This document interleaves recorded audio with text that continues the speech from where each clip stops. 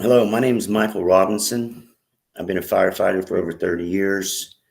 Um, I want to thank Firebuyer International and Ham Media for allowing me to speak again.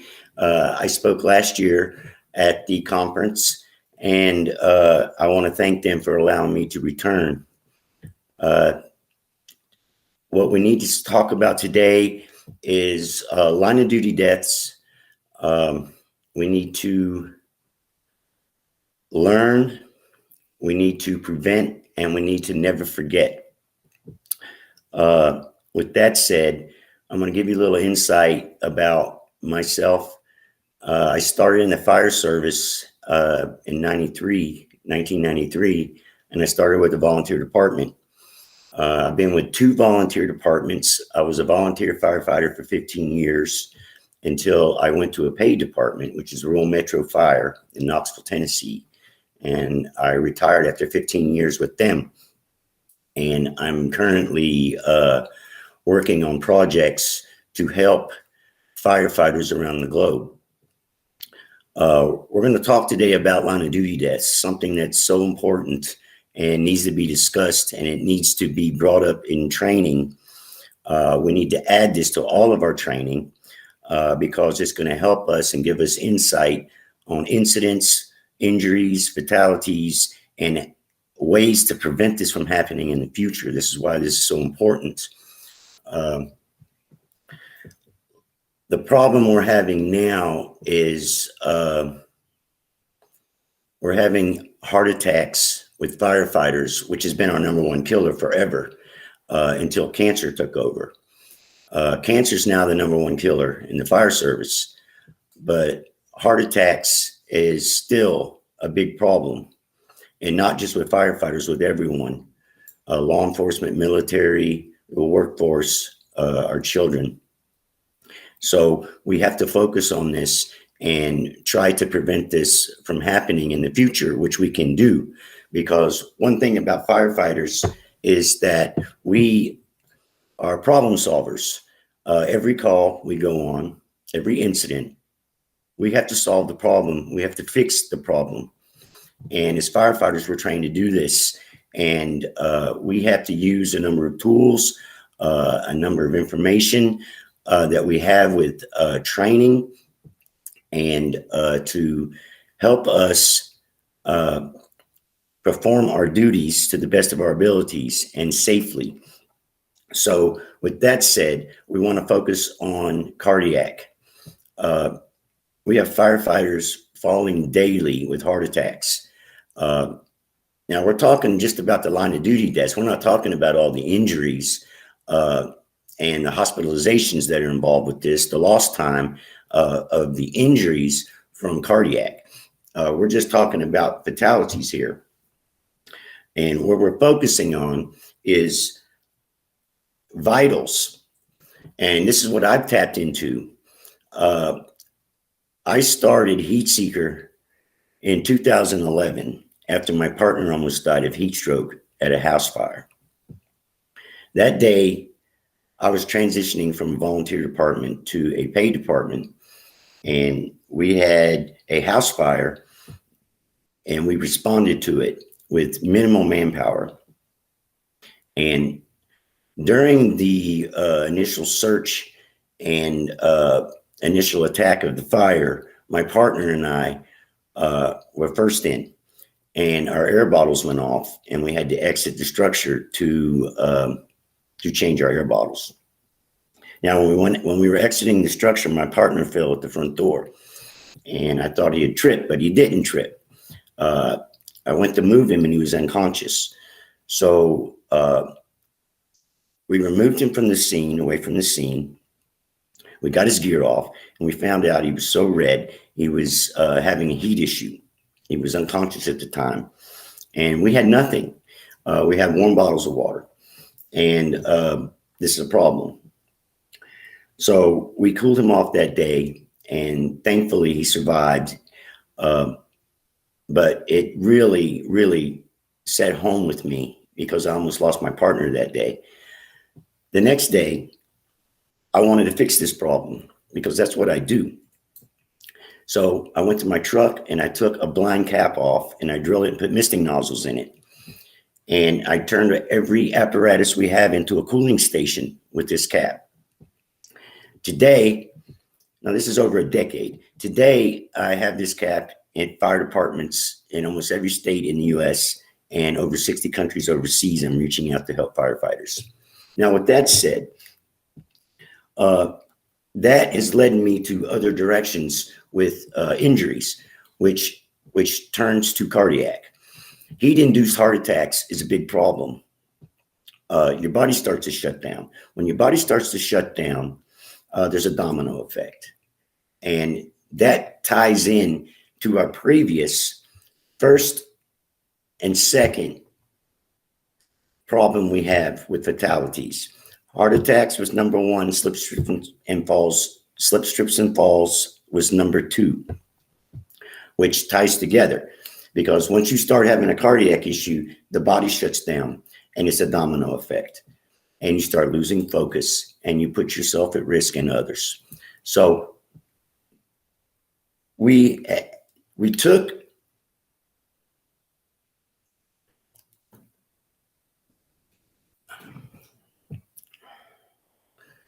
this is where we tapped into cardiac with cooling firefighters. Because once we cool our body temperatures down, it's going to allow us to perform better on the fire grounds. It's going to allow us to go back in fresh. So with that said, that has taken us into other directions. We have found a problem to fix heat issues. Passive cooling is a big thing. It's in the 1584 standard. You have active cooling and you have passive cooling. Active cooling is hydration, fluids. Passive cooling is water immersion, misting. This is where we're missing the boat here, because I can tell you now, following through with the second one, with misting and cooling, this is a big problem. We have to cool our bodies down. So with that said, that is the problem we have with heat. Now, our other problem we have is cardiac, and this is where we're focusing on. So Heat Seeker is taking steps to prevent this. We're going to start a program. It's called OperationMayday.org. It's a nonprofit organization. Now, OperationMayday.org is going to allow us to build more tools to help firefighters. It's going to allow us to give equipment to underfunded fire departments around the globe that needs equipment, because this is another problem we have. We have so many issues we need to cover with OperationMayday.org. We have to start somewhere. But this is the overall picture of what we want to do with this. This is all nonprofit. All the proceeds are going to go to organizations that help responders, not just firefighters, law enforcement, military. We're taking it to other avenues as well. Sports fields, our children. I post fatalities and injuries constant in regards to heat injuries, cardiac, and to inform people on what we need to do to fix this problem. Because what I am noticing now, and sometimes I will veer off on things because I want to explain everything to you. Heart attacks. Get back to our heart attacks here. This is the big problem here. We must monitor our vitals 24/7. And the reason we must do this is because we're missing the boat here. We're having so many fatalities in the morning hours. We're missing the golden hour. The golden hour is something so important. We all know what this is. The golden hour gives us 60 minutes to help revive a patient, to help bring someone back that has went into cardiac arrest or has had a trauma. We have a certain window where we can do something about it. Now, with that said, if we miss the golden hour, we're missing our chance. So this is the key for firefighters. This is an example. Most firefighters are dying in their bunks at the stations. Now, in order to prevent something like this from happening, what are we going to do? Well, we have to fix this problem because I want to know if my partner's dying next to me at 4 a.m. I don't want to find out that my partner has died at 7 a.m. at shift change when he's not at the table in the morning. So this is the issue. The scenario, it's 7 o'clock shift change. Where's John? John's not here. Go wake him up. Well, we go to wake John up. John is deceased because John died at 4 a.m. with a cardiac arrest. Now, we missed the golden hour with John. This is where we're falling short. So with OperationMayday.org, we're building products to monitor firefighters constantly, 24/7, when we're on shift, during calls, at training. It's so important. My God, we're having so many injuries and fatalities at training centers. This is just unheard of because of these problems right here. We're not monitoring closely enough. And with that said, if we can monitor our vitals 24 hours a day, we're going to prevent a major cardiac event from happening because we're going to have prior vital changes. Most cardiac events happen 24 to 48 hours after the initial start. Now, when I talk about initial start, I'm talking about I worked 2 shifts, 2 24-hour shifts back to back. We fought 2 fires. We had a heavy training exercise. Now, don't get me wrong. We have firefighters that fall dead with cardiac issues right there on the scene. But I'm here to tell you, majority of our issues are after the fact. So this is telling me that we have a window here. Now, you're looking at 24 to 48 hours. It's up to 7 days sometimes before a major event can happen. Now, even when you talk 24 to 48 hours, that's give or take. So what we need to do is we need to catch this before it happens. So the importance of monitoring a firefighter is that if a firefighter is having a cardiac arrest at 4 a.m. in the morning in a bunk next to his partner that's 4 or 5 feet away, I want to know if this is happening. So how is that going to happen? So the firefighter is monitored. He's wearing a monitor that we're building right now. This monitor is going to set a tone off and an alarm off to every cell phone. It's going to set off an alarm and a tone to the AOC at the command center. This is going to allow dispatch to set out a Mayday tone at the station, on the phones. Everybody's going to know that there is a cardiac arrest at our fire station. And that's going to allow us to wake up, and that's going to allow us to expedite critical care to my partner that is 5 feet from me and is dying. So that is opening a window for us. That is opening up a window for the golden hour. That is giving us a chance and giving my partner a chance to survive. Now, with that said, that's just number one. This is the most important reason we need to monitor vitals, because I want to know if my partner's dying. I don't want to find out 3 hours later, because this is what's happening. So the importance of monitoring vitals is crucial, and it can't be done just 1 time a day.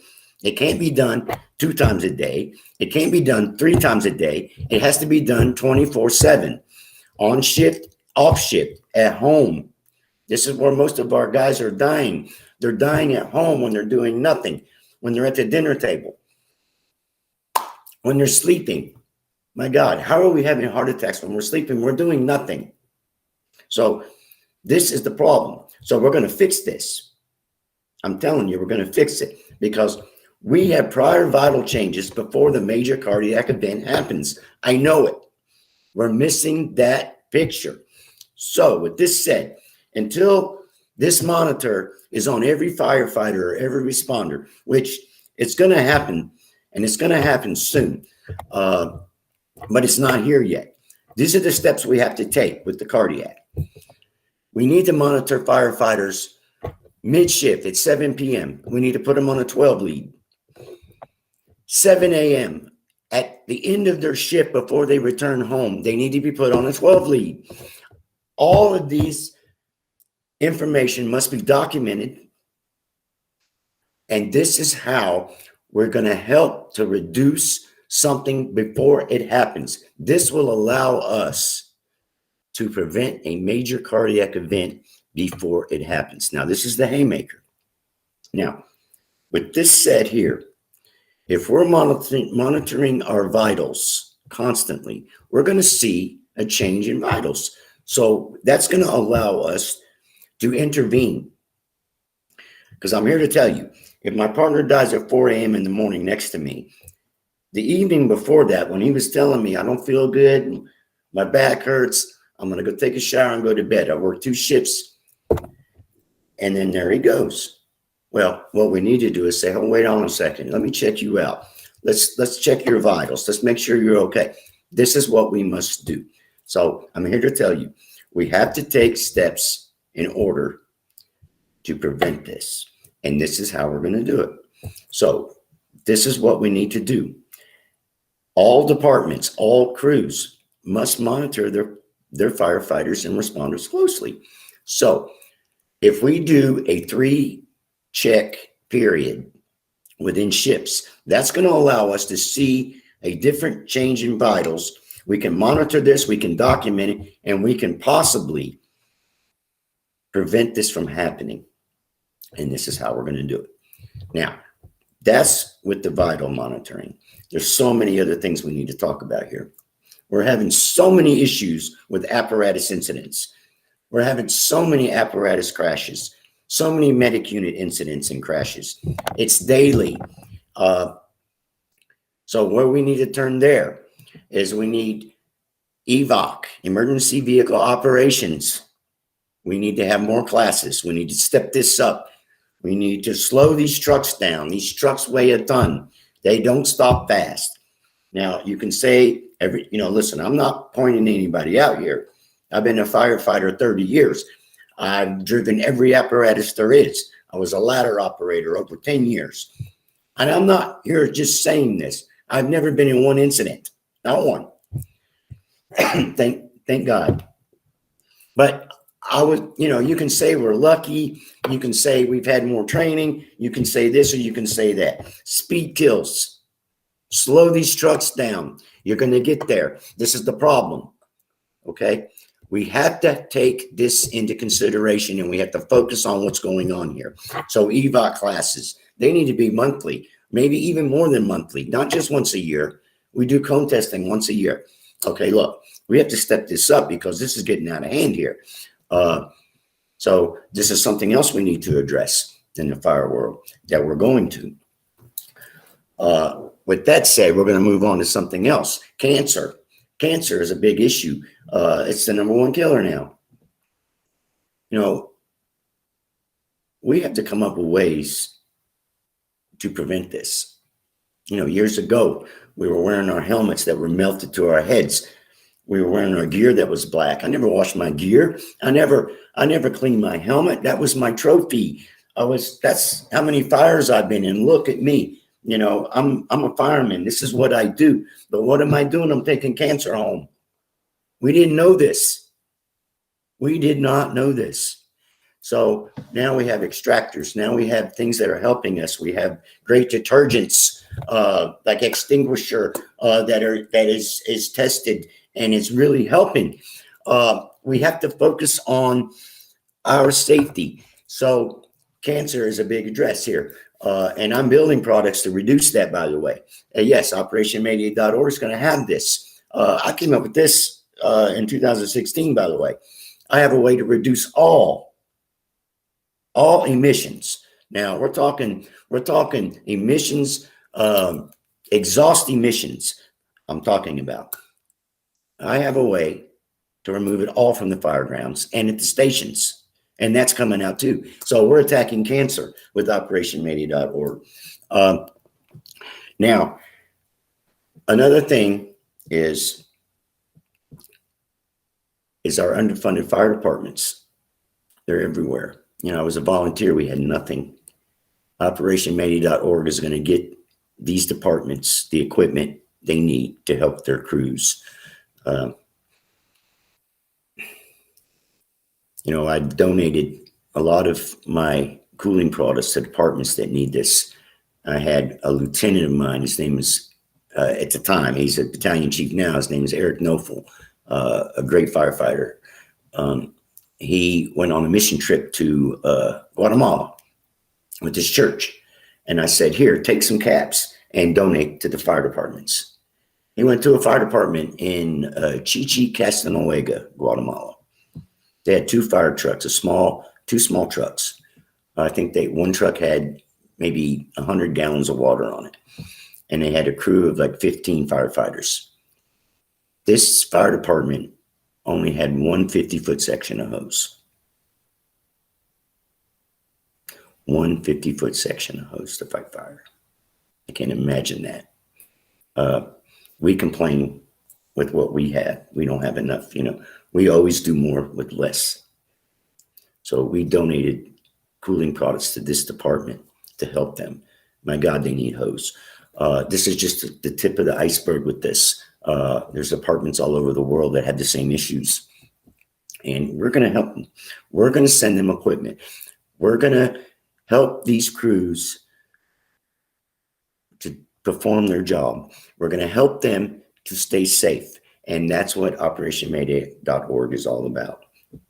And we're reaching out to sports fields. I've been doing this for quite some time now. I build products for our children on sports fields, daycare centers. They have the same problems we do. They have heart attacks. They have issues with heat. They have the same problem we do. They wear heavy gear.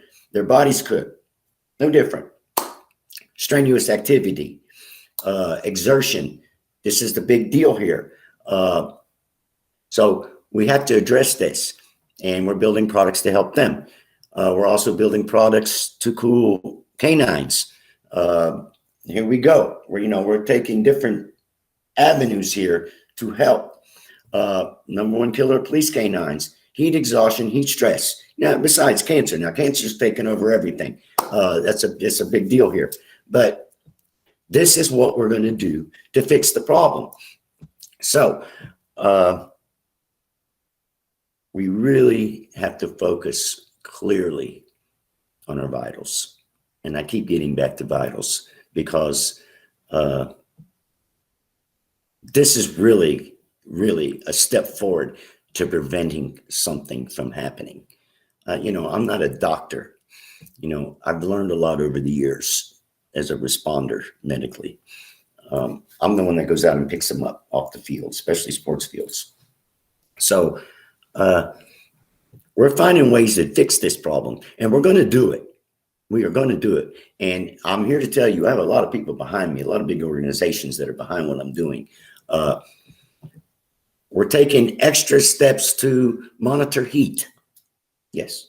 We're doing this more now too, because I want to know temperatures.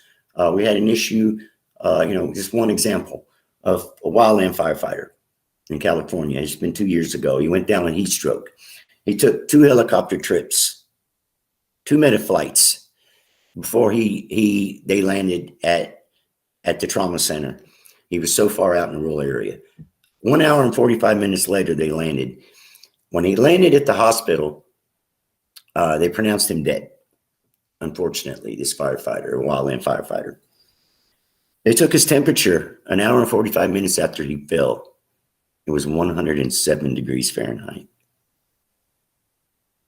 107 degrees Fahrenheit, 1 hour and 45 minutes after he fell after 2 meta flights. Wow. What I want to know is what his temperature was when he fell. Because if it was 107 an hour and 45 minutes later, I know it was much higher. So this is a problem. I mean, my God, I didn't know our temperatures could get that high and we could still be alive. So what this says, we have to monitor our temperatures clearly, because this is one of our biggest problems is heat. We wear all this heavy gear to protect us, and it's cooking our bodies. So we're taking steps to reduce this. I want to thank everyone for letting me be here today and discuss this with you. I reach out for allies to help me with this. I need all the help I can get with OperationMayday.org. It's going to take an army to get this done. And we're building an army, by the way. So with this said, if you would like to be a part of this or know more about what I'm doing, you can reach me at mike@heatseekerh2o.com. That's mike@heatseekerh2o.com. That's my email address. And we can discuss anything further with operationmayday.org. I would be happy to talk with anyone about what we're doing to help firefighters and crews around the world. We're going to definitely step up to this task and do something about it. And I want everyone to stay safe on the fire grounds. And remember, we must focus on our crews more closely. Thank you again, and stay safe on the fire grounds.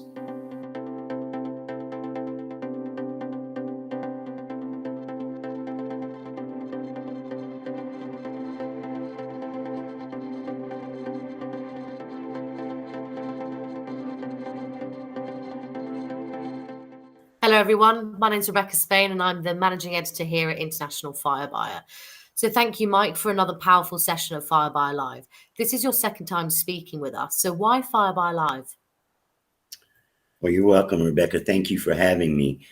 Fire Buyer Live is something that is so important to the fire service. I think it's such a great idea to do a virtual show because of the day and age, the way things are, the times. It's so hard to travel across the world and speak at so many different conferences. And I think your platform and what you're doing is commendable, because this is needed in the fire world. Definitely, we need to get this much needed information out to firefighters everywhere. Thank you. So going back to your presentation, why is there so little awareness around these issues that firefighters do face? Well, we have so many issues in the fire service that we're facing now. Our health and safety is number one. That's what we're trained to do. We're trained to have our safety on the forefront, because if we go down, no one's going to be there to help. So bringing this information and knowledge to crews around the world is crucial, because we need to know this information, and we need to know how to protect our crews and watch them closely. And what advice would you give firefighters facing these issues, particularly across the US, but also further afield? And how can we enforce this in training? Well, one of the big problems is budgets, manpower, and knowledge. This is the big problem with line of duty deaths and injuries. So this is what we need to enforce, and this is what we need to work on. Information is the big key. And what we're doing right now is to get as much information as we can about firefighter safety, line of duty deaths, which needs to be brought up, by the way, in training. We need to add this curricular to every training exercise. We need to bring in and focus on a line of duty death, so we can learn, we can prevent it from happening in the future, and we can never forget.